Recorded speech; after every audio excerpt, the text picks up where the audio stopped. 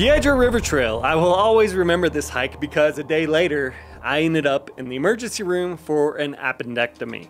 My appendix had doubled in size and was about to burst, and I'm so thankful that this didn't occur while I was on the trail, because otherwise it could have been a very different outcome.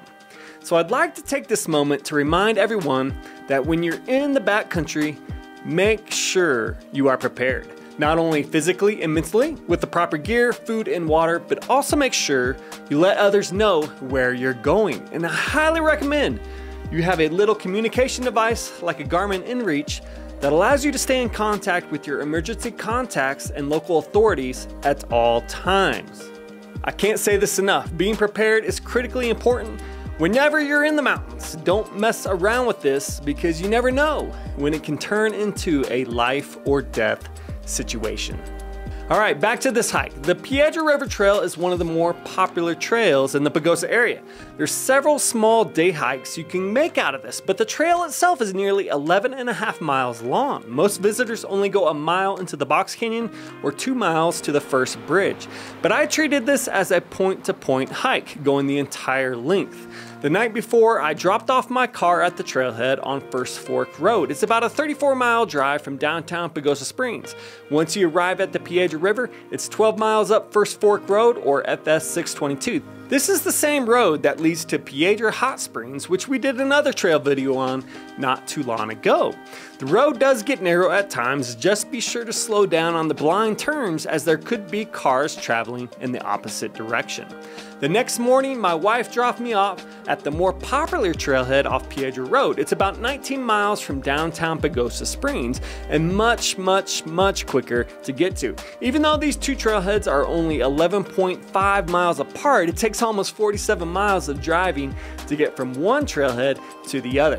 Starting off, there's not much elevation change on the north end of the trail. You drop into this really cool box canyon. There's tons of great trout fishing options here, and the general rule is the further you go along the trail, the bigger the trout. Which makes sense because the further you go, the less people you encounter. As I exited the box canyon, the trail levels out and takes you to the first bridge, about 2 miles in, where Williams Creek enters the Piedra River. This is where most people stop and turn around, giving you about a total of 4 miles for an out and back hike. And it's where I ran into a nice group of folks taking in the views from the bridge. From here, I only saw one other person, a trail runner, and that's what I love about this trail from this point on. It takes you right along the river, and chances are you won't see another soul. The soundtrack of this hike cannot be beat. The name speaks for itself. You're hiking along the Piedra River and you can hear it the whole way. Sometimes you're right up against it and it's loud and right in your ear, depending on the level of the river flow. Other times you're far enough where you can hear the wind and the faint sound of the river. At about 3 miles in, you arrive at a point where the trail splits in two. Take a left and you're on Piedra Stock Drive Trail, which crosses over the Piedra River. But we stayed on the Piedra River Trail by going straight. A little bit further and you cross over the Weminuche Creek, and from here it's relatively level without much elevation change. I did wish I had on longer pants here because the trail was overgrown and scratched my legs up a little bit, but it really wasn't too bad.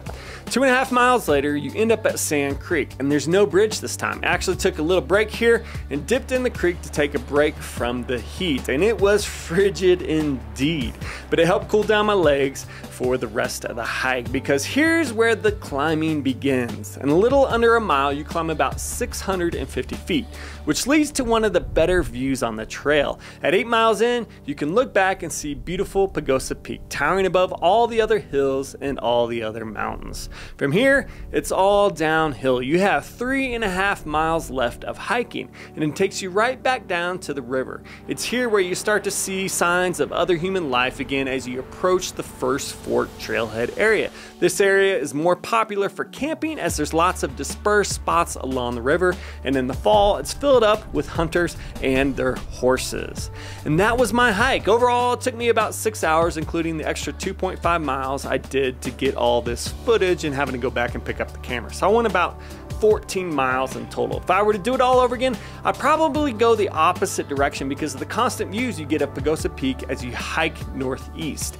You get the climbing over with faster too when your legs are more fresh.